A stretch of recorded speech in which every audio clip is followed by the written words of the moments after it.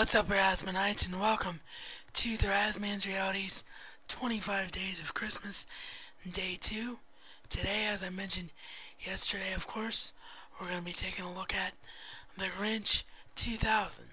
This is a live-action Jim Carrey counterpart, and a lot of people have very mixed feelings about this one, and some people either just love it or hate it.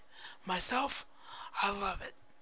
I appreciate what it was and what it was trying to be, which was a much more expanded upon version of a 1966 classic. I like Jim Carrey's portrayal of the Grinch because I think he captured what Boris Karloff did in the original 1966 classic. I think he had the voice, the tone, the mannerisms down, and I like the premise, the longer basis of his story, getting to see the Grinch as a baby and having the Grinch have Who parents, and I just thought that his hatred of the Who's was much more fleshed out and much more believable and relatable in this version. The only reason that I don't have the Grinch 2000 on Blu-ray is that I've heard that the Blu-ray was a very early Blu-ray and the transfer is just horrible. It is full of DNR and full of image enhancement, and the only reason I will pick up this transfer, I'm still holding out hope that they get a new one, but I will pick it up for $5 or $10 if I can find it dirt cheap, simply because, as you can see, my DVD here is a full screen version. So I don't have a widescreen version at all of the Grinch 2000. And even though I'll probably upgrade this film in one way, shape, or form, I will probably hold on to this DVD for life, because this was actually the very first DVD I ever opened. The year that I got my very first DVD player for Christmas, I got a bunch of DVDs at once, and this was the very first one I opened, The Grinch 2000. So, in addition to the character and the film meaning a lot to me, that is a big memory.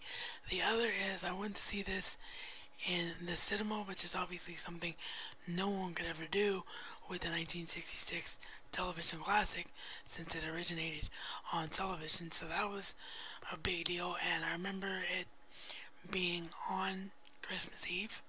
We specifically waited till Christmas Eve to go and see it, and there was a lot of people there, and it was a lot of fun. And I remember my mom laughing at this, unlike many other films that I've ever went to the cinema with her on. And I also remember that I was absolutely over the moon a fan of Jim Carrey, because right around the time that this came out, I saw the first Ace Ventura film, and I'm a big football nut, and Dan Marino was in that. So yeah, I was all about Jim Carrey back in 2000. Now, I kind of agree with what my friend Mark Somerville said. I think a lot of his stuff is over the top, but I do think that he played this role perfectly. So, what are your favorite memories of The Grinch 2000? Do you prefer The Grinch 2000 over The Grinch 1966? Which do you prefer? Oh, and the other thing I gotta mention before I get out of here, I gotta mention the soundtrack. The Faith Hill song "Where Are You Christmas" is now one of my favorite Christmas classics to sing of all time. So let me know what your opinions are on The Grinch 2000.